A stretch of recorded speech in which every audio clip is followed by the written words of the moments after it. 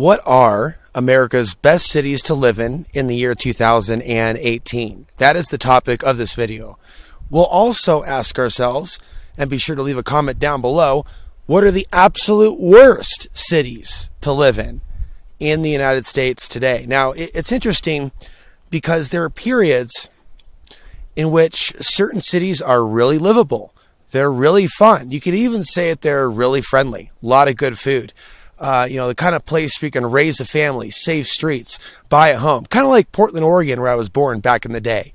And then you can fast forward to the ongoing zombie apocalypse with Escape from LA and Escape from New York. And all of a sudden, rent goes from $500 a month to $1,000 a month to $2,000 a month. That would be not a livable situation. Unless, of course, you're a high roller and you thrive on things like that. Expensive restaurants, expensive prices on the menu, rents, the cars that people drive. It's a lifestyle, so Portland, for people with the money to live there. And this isn't just about Portland. We're going to start there and talk about some of the places. To them, it was a savings to live in some of those hip areas, to where if they want to live in a hip area in San Francisco, talk about like a roommate situation where everybody's paying like $1,000. So the reason I bring this up, there's a lot of pessimism in today's society. And sometimes that can infect us, impact us. Oh, I can't do this. Oh, I can't do that.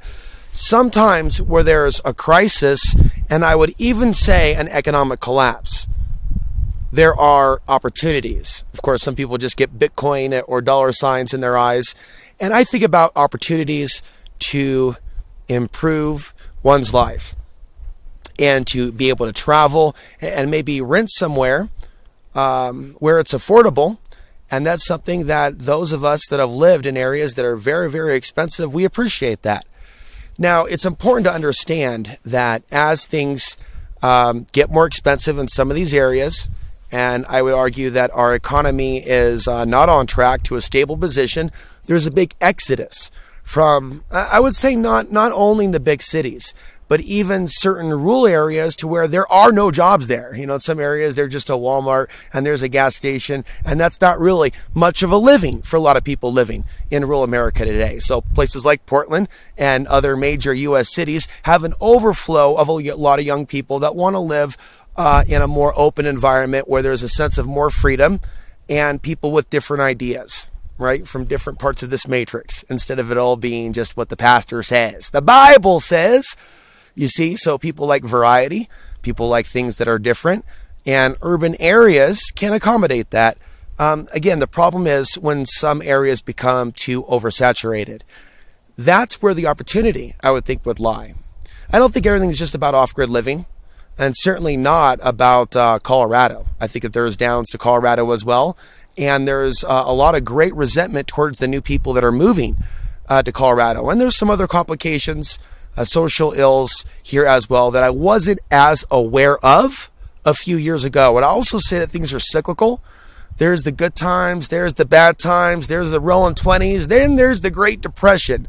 And economic influences, availability of jobs, other tensions, even social media fake news that can demonize people from particular parts of the planet. They can warp people in certain areas to where they are kind of almost living through the boob tube or the internet, even though they're in a rural part of America. So today, with the technological influence and so many people living on Facebook more so than the real world, America has changed. So when we look at what's livable and not livable, it's not so easy to peg. But I think that, one of the most important things that we can look at is where certain areas might become more affordable to live in that aren't absolutely ghetto.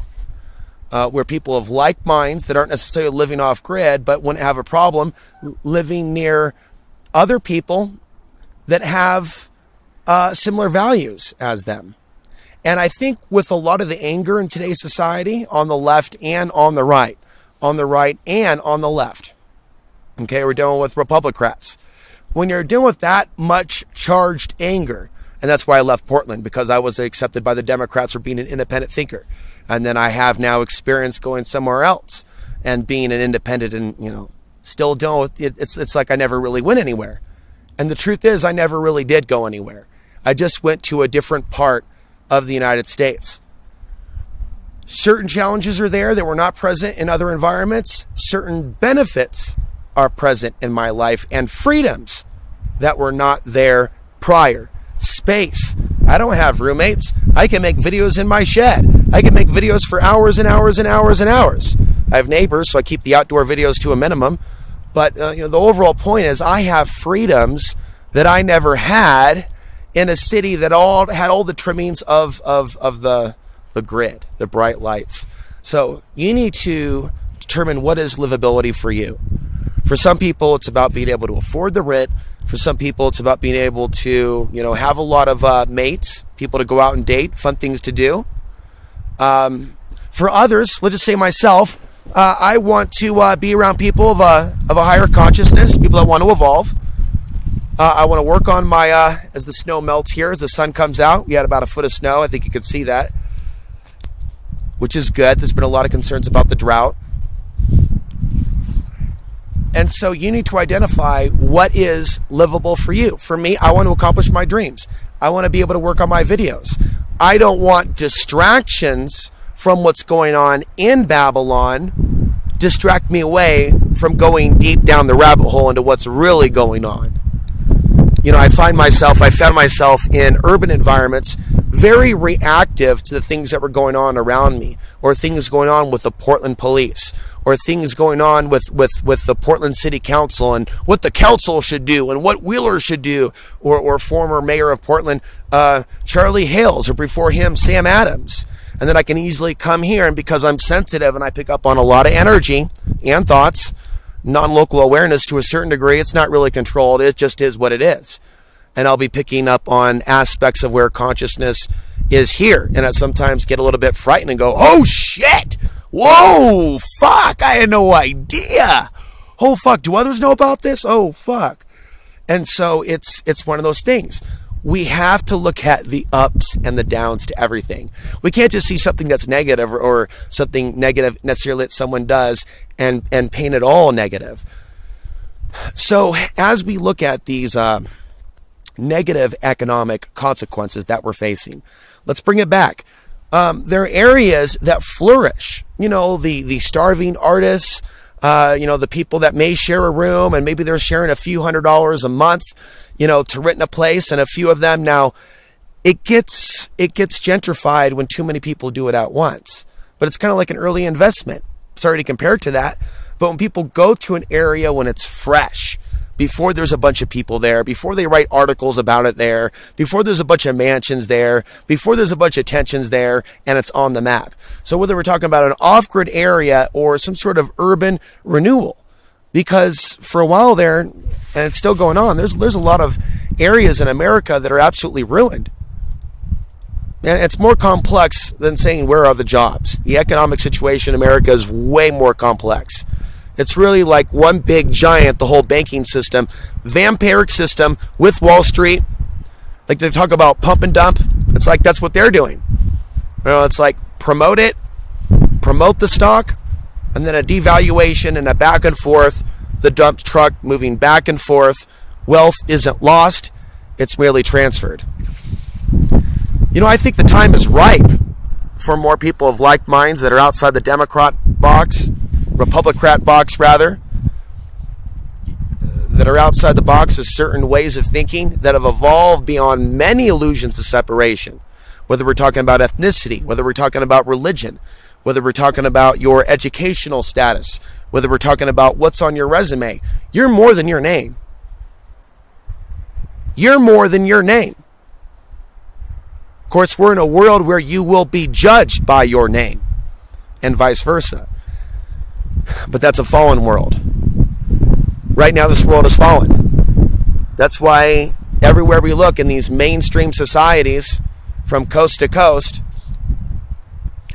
we're seeing a lot of the repetition, and the masses continuing to follow what they're being told and being reactive to what's happening in the mainstream media.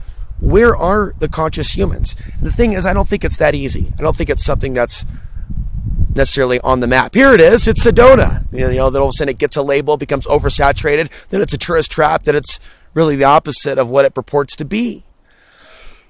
So I think a lot of these things we have to create with our own consciousness. We have to create with our own mind.